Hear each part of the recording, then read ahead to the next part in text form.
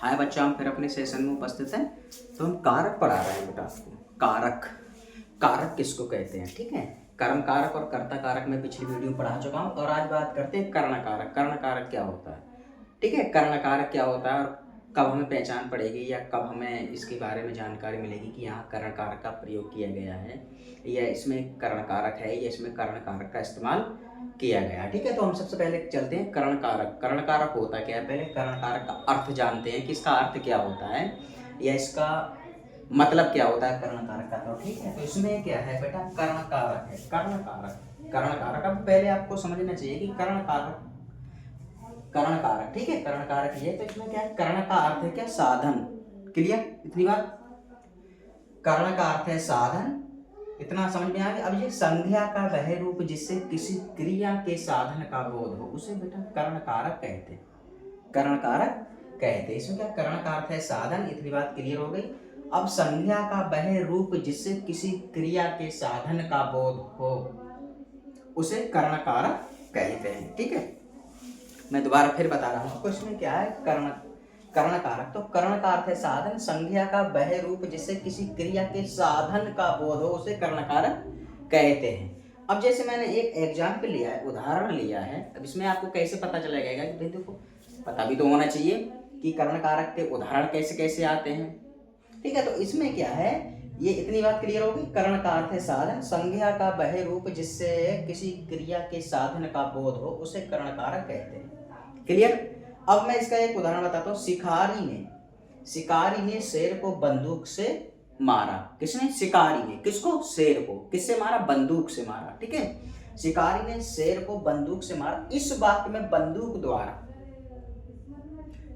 द्वारा शेर, ठीक है, मारने का उल्लेख है। शिकारी ने शेर को किससे मारा, बंदूक से तो मारा। तो यहां साफ लिखा है बंदूक द्वारा शेर मारने का उल्लेख, अतः बंदूक कर्ण कारक।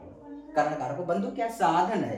क्या है, कर्ण का अर्थ है साधन, तो यहां लिखा कर्ण कारक हुआ। कर्ण कारक को मतलब साधन, ठीक है। शिकारी ने शेर को बंदूक से मारा। शिकारी ने शेर को बंदूक से मारा, तो इस वाक्य में बंदूक द्वारा शेर मारने का उल्लेख है, अतः बंदूक कर्ण कारक हुआ। क्लियर। कर्ण कारक को मैं दोबारा फिर बता रहा हूं, कर्ण कारक, ज्यादा वक्त नहीं लगता है समझाने में। कर्ण कारक, कर्ण का अर्थ है साधन, कर्ण का अर्थ है साधन, संज्ञा का वह रूप जिससे किसी क्रिया के साधन का बोध हो, उसे कर्ण कारक कहते हैं, ठीक है। कर्ण कारक कहते हैं। अब मैं एक एग्जाम्पल ले रहा हूं मैं कर्ण कारक का, या उदाहरण ले रहा हूं। शिकारी ने शेर को बंदूक से मारा। शिकारी ने शेर को बंदूक से मारा। शिकारी ने शेर को मारा, किससे, बंदूक से। शिकारी ने शेर को बंदूक से मारा। इस वाक्य में बंदूक द्वारा शेर मारने का उल्लेख है, अतः बंदूक कर्ण कारक हुआ। कर्ण कारक हुआ। अब जैसे बहुत सारे एग्जाम्पल होते हैं। अब तो ये शिकारी ने शेर को बंदूक से मारा, शिकारी ने शेर को बंदूक से मारा। अब एक उदाहरण मैं और बता रहा हूं। उसने तलवार से शत्रु को मारा। उसने तलवार से शत्रु को मारा। उसने मारा शत्रु को काय से, तलवार से। उसने तलवार से शत्रु को मारा। उसने तलवार से शत्रु को मारा। अब यहाँ क्या, शिकारी ने शेर को बंदूक से मारा, उसने तलवार से शत्रु को मारा। तो यहाँ क्या है, शेर क्या है, वो सॉरी बंदूक क्या है, बंदूक क्या है बेटा, कर्ण कारक है, मतलब साधन है। उसने तलवार से शत्रु को मारा, वहां क्या है, तलवार है, क्या, साधन, मतलब कर्ण है, कर्ण कारक है, ठीक है, कर्ण कारक है। उसने तलवार से शत्रु को मारा। उसने मारा शत्रु को किससे, तलवार से। तो तलवार वहां कर्ण कारक हो, मतलब साधन हो। ऐसे यहाँ शिकारी ने शेर को बंदूक से मारा। शिकारी ने शेर को बंदूक से मारा। तो क्या, बंदूक क्या है बेटा, ये कर्ण कारक है। शिकारी ने शेर को बंदूक से मारा। इस वाक्य में बंदूक, ठीक है, बंदूक द्वारा शेर, यानी कि बंदूक द्वारा शेर, इसमें क्या है, इस वाक्य में बंदूक द्वारा क्या है, बंदूक द्वारा शेर, बंदूक द्वारा शेर मारने का उल्लेख, अतः बंदूक कर्ण कारक है, ठीक है, कर्ण कारक है। अब मैं एक बार फिर इस पे चलता हूं। उसमें क्या है, कर्ण कारक, कर्ण का अर्थ है क्या है, साधन, संज्ञा का वह रूप जिससे किसी क्रिया के साधन का बोध हो, उसे कर्ण कारक कहते हैं। अब जैसे मैं एक उदाहरण बता रहा हूँ। शिकारी ने शेर को बंदूक से मारा, इस बात में बंदूक द्वारा शेर मारने का उल्लेख, अतः बंदूक कर्ण कारक है।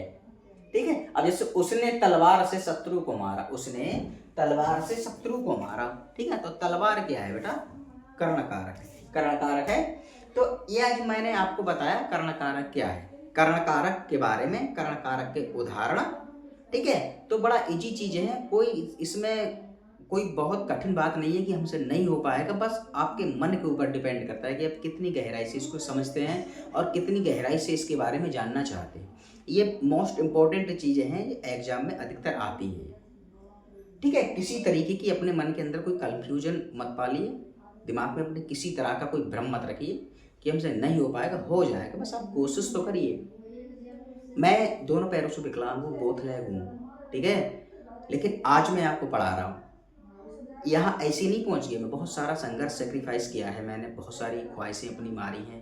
ठीक है, बहुत सारी चीज़ें होती हैं जो हमें छोड़ना पड़ती हैं, तब हम कहीं जाके अपने लक्ष्य को प्राप्त करते हैं। और मैं यूट्यूब पे निःशुल्क पढ़ाता हूँ, किसी तरीके का कोई चार्ज नहीं लेता।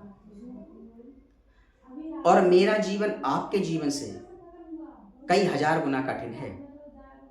आप जानते हैं कि एक अपाहिज व्यक्ति, एक विकलांग व्यक्ति जो अपना जीवन जीता है, उसमें कितनी कठिनाइयाँ होती हैं उसके जीवन में, सोचा है कभी? आने जाने में असमर्थ, सबसे बड़ी प्रॉब्लम तो यही होती है। अपने जो रोज़मर्रा के काम होते हैं, मतलब उनको करने में असमर्थ होते हैं वो, लेकिन नहीं, मैंने इन सब चीज़ों को एक साइड में रखा और अपनी प्रिपरेशन में मन लगाया, और आज मैं आपके सामने या आपके समक्ष उपस्थित हूँ या आपको पढ़ा रहा हूँ। तो देखिए, मन लगाइए आप बिंदास तरीके से। कोई भी चीज़ कठिन या सरल नहीं है, वो आपकी सोच पे निर्भर करती है कि आप कितना अपने लक्ष्य के प्रति वफादार हैं या अपने लक्ष्य के प्रति कितनी कोशिश कर रहे हैं आप। तो इस तरीके से आप मन लगा के गहराई से पढ़िए। और ये मोस्ट इम्पॉर्टेंट है, ये सारी जो चीज़ें मैं पढ़ाता हूँ, ये competition exam, all competition exam, चाहे वो उच्च स्तर की परीक्षा हो चाहे निम्न स्तर की परीक्षा हो, अगर हिंदी है आती है तो ये चीज़ें बनती हैं उसमें। तो आप गहराई से थोड़ा मन लगा के पढ़िए बिंदास तरीके से, और कोई भी चीज़ कठिन नहीं होती, हाँ थोड़ा समय लगता है। ठीक है, तो थोड़ा अगर मन लगा के पढ़ेंगे तो वो भी आप एडजस्ट कर पाएंगे उसको। बिंदास तरीके से आप पढ़िए, मन लगा के पढ़िए, लेकिन एक बार अगर जो चीज़ समझ जाते हैं तो वो आपके जीवन के लिए या आपके जीवन बहुत उपयोगी होती है। ठीक है, तो ये मैंने आपको कर्ण कारक बताया, कर्ण कारक क्या है, कर्ण कारक के उदाहरण मैंने आपको बताया। तो आप निसंकोच होकर पढ़ाई करिए, और मैं आशा और उम्मीद करता हूँ कि ये लेक्चर आपको पसंद आया होगा। अगर ये लेक्चर आपको पसंद आया हो तो इस सेशन को ज़्यादा से ज़्यादा शेयर करिए, और हमें यूट्यूब पे सब्सक्राइब करिए और इंस्टाग्राम पे फॉलो करिए। तो बस आज तक के लिए इतना ही, तब तक के लिए धन्यवाद।